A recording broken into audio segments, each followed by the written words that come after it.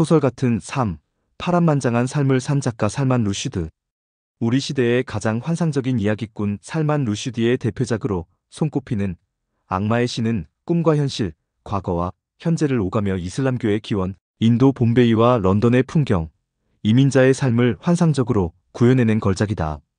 1988년 휘브레드 최우수 소설상을 받고 부커상 최종 후보에 오르며 작품성을 인정받는 한편 신성 모독 논란으로 세계문학사에서 가장 논쟁적인 작품이 되었고 작가를 표현의 자유를 상징하는 역사적 인물로 자리매김하게 했다.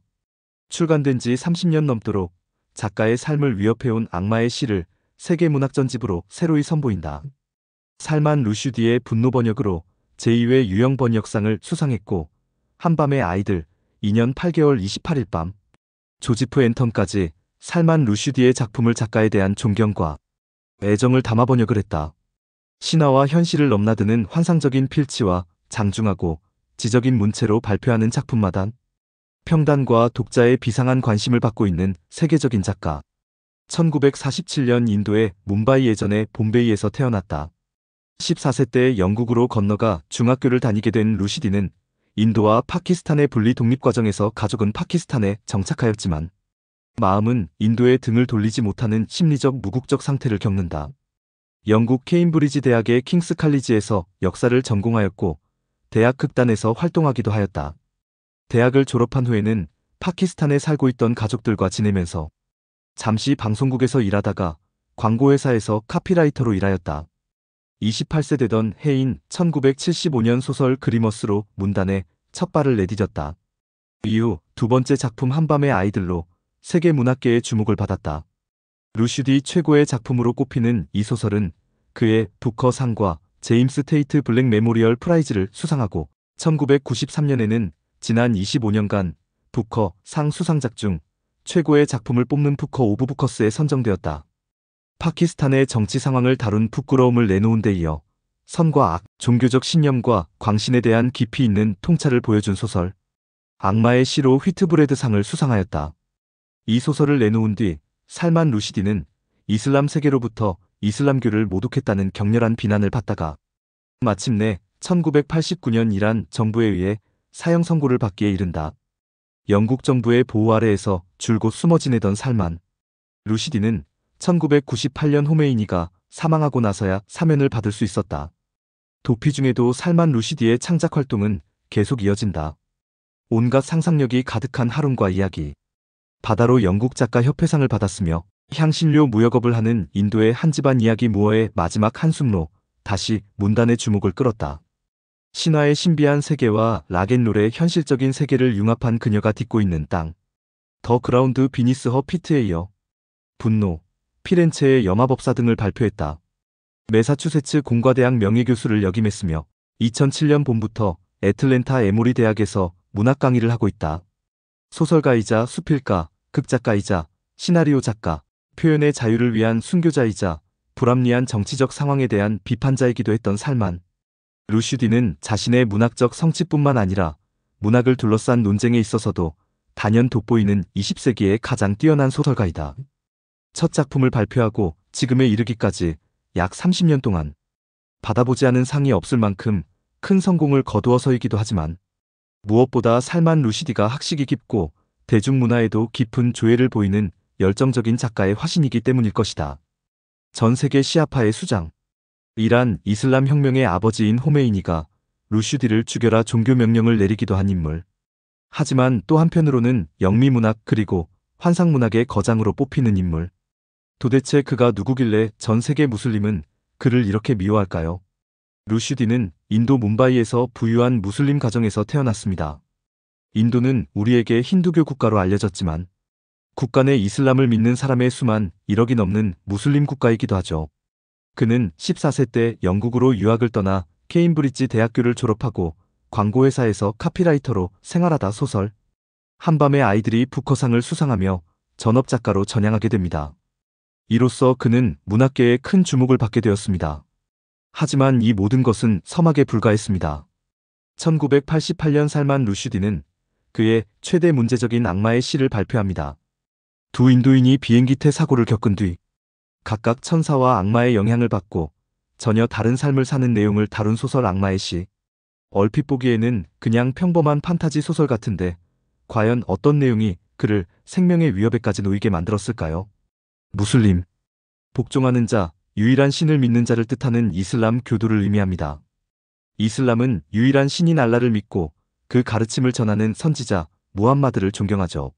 하지만 살만 루슈디의 악마의 시에는 선지자 무함마드를 모델로 한 주인공이 등장합니다. 그가 이슬람 경전 꾸란의 일부를 악마로부터 계시받아서 썼다고 표현한 구절이 있어서 이는 전 세계 무슬림들의 반발을 사게 된 것입니다.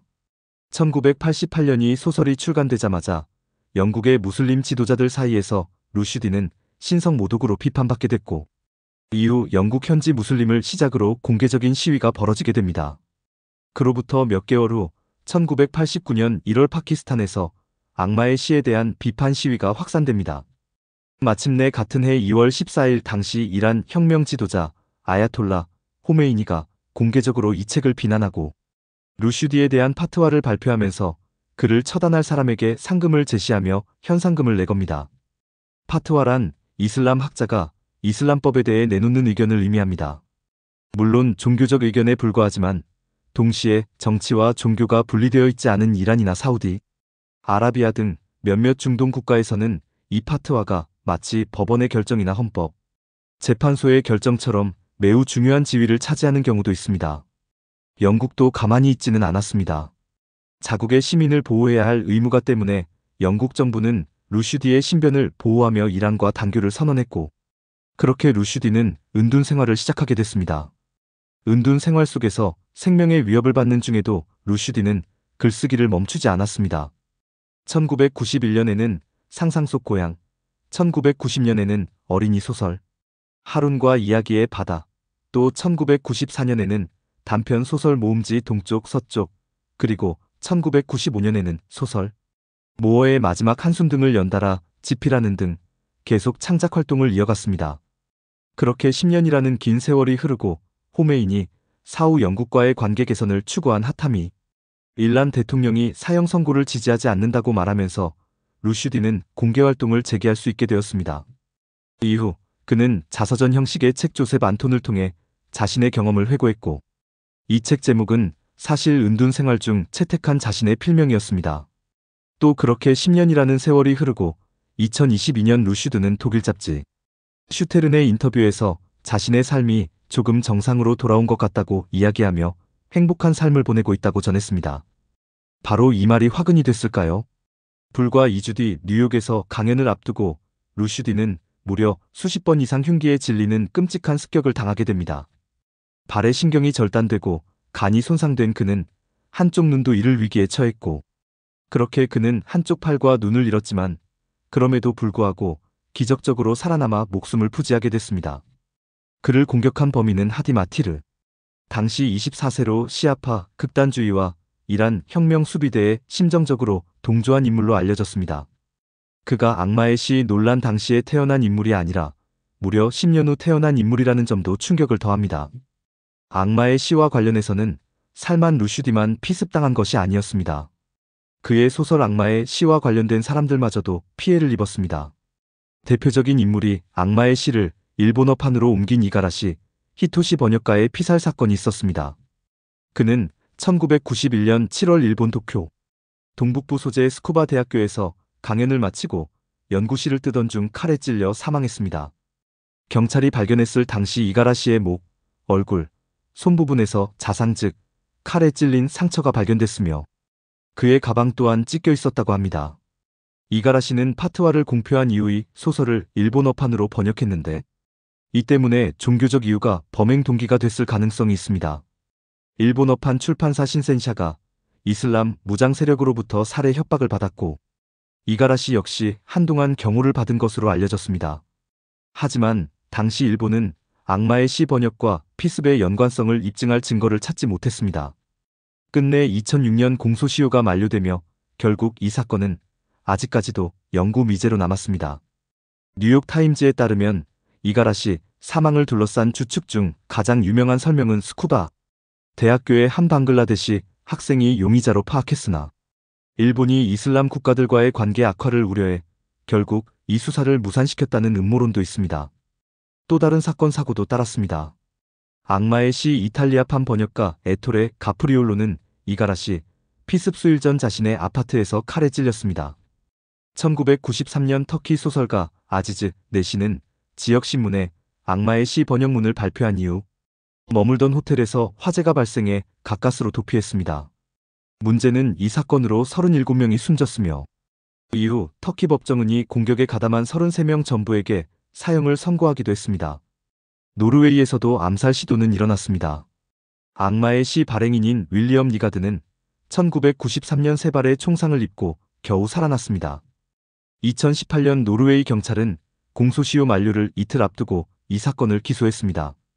다만 용의자의 신상은 밝히지 않았지만 이후 인터뷰에서 이란 출신의 전 외교관을 포함해 2명이 기소됐다고 알려졌습니다.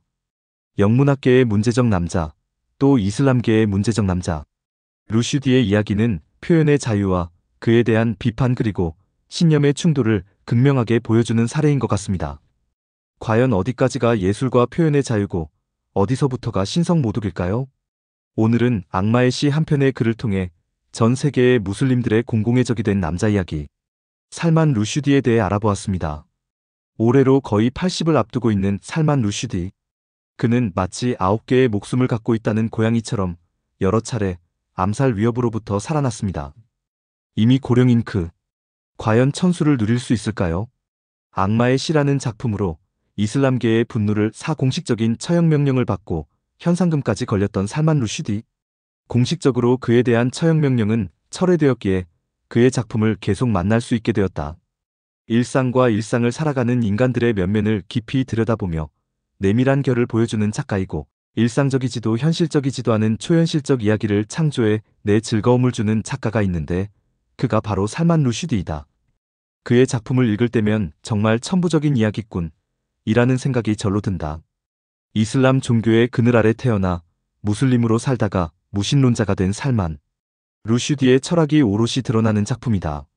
신앙과 철학을 비이성과 이성으로 대척하는 그의 종교에 대한 반감은 그가 이슬람 종교계에서 받았던 상처가 남긴 생채기의 크기를 가늠해 볼 수 있게 하고 사랑이 아닌 공포를 근간으로 한 신앙과 종교의 부질없음에 대해서도 생각하게 한다.